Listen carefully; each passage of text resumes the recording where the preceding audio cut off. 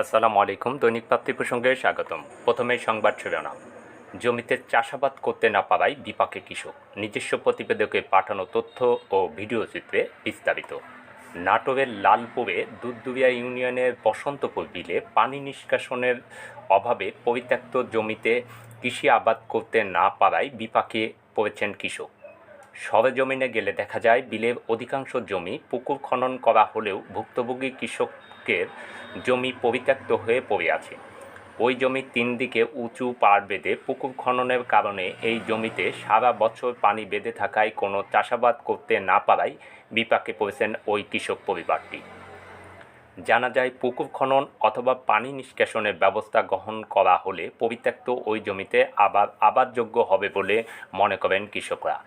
এ বিষয়ে ওই ভুক্তভোগী কৃষকরা জানান, আমার বাপ দাদার পৈতৃক সম্পত্তি। বাপ মরে যাওয়ার পর আমরা মালিক। পশ্চিমও পুকুর, পূবেও পুকুর, দক্ষিণে পুকুর, উত্তরও পুকুর, এমনকি আমার পুকুরে নৌকা পর্যন্ত খাড়া আছে। আপনারা দেখেন, নৌকাতে এই পানি বাইছে ভরা মশলে এই পুকুরে সাঁতার হয়ে যায়। আমার আর করার কিছু উপায় থাকে না। এই পুকুরের কিছু ধান পান কিচ্ছু করতে পারিনি, পড়ে আছে 10-15 বছর। পানি 4টা স্যালো দেওয়া পানি সে কি পুকুর করে ফেলা দিচ্ছে, তারপরও পানি এখন পর্যন্ত ভাই দেওয়া আছে। আমরা কি করব? আমার ছেলে পেলি সব লেখাপড়া শেখাতে পারছি নি, অকেজ হয়ে গেছে, এই জমিতে ফসল হয় না, আমরা উপায় করতে পারছি না, কী খাওয়াবো, কীভাবে লেখাপড়া শেখাবো ইত্যাদি। আমার এই খুব সমস্যা। আমার এই জোর দাবি জানাচ্ছে যে আমার এই জমিতে যাতে একটা ব্যবস্থা হয়। আমরা পুকুর না করলে তার উপায় না। বসন্তপুরের বিলের 5 বিঘা জমি আমাদের।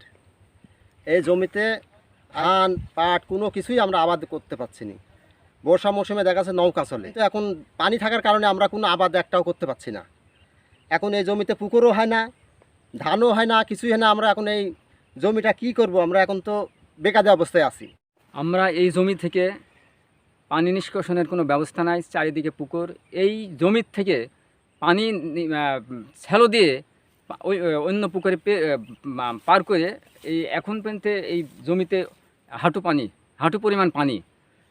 সারা বছর আমরা একটা ফসল এই জমি থেকে নিয়ে যেতে পারি না। আমার পৈতৃক সম্পত্তি, এটা কিন্তু বাপ দাদার সম্পত্তি।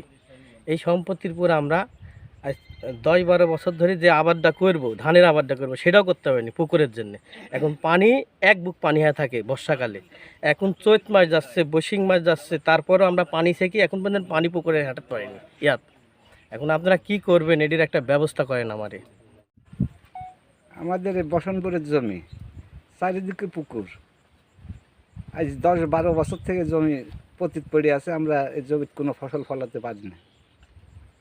ঊর্ধ্বতন কর্মকর্তার কাছে আমাদের আকুল আবেদন, এদের কি ব্যবস্থা করা যায় আপনারা এদের ব্যবস্থা করে দিন।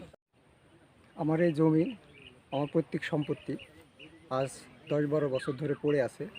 আমি কোনো আবাদই করতে পারছি না। আমি 4টা স্যালো দিয়ে প্রচুর চেষ্টা করেছি আমার জমিটা আবাদে নিয়ে আসার জন্য। তারপরও কোনো অবস্থাতে আমি জমিটা আবাদ করতে পারিনি। আমার জমির 4 পাশে পুকুর। আমি ঊর্ধ্বতন কর্তৃপক্ষের দৃষ্টি আকর্ষণ করছি যাতে আমার এই জমিটার একটা ব্যবস্থা করা দেয় এবং যাতে আমি এই জমিতে কিছু একটা করে আমার এই মানবত জীবন থেকে আমি লাঘব হওয়ার করছি। আবারও নতুন কোনো সংবাদ নিয়ে আপনাদের সামনে হাজির হব। সে পর্যন্ত সঙ্গে ছিলাম আমি আলামিন। প্রাপ্তি প্রসঙ্গ লাইভ।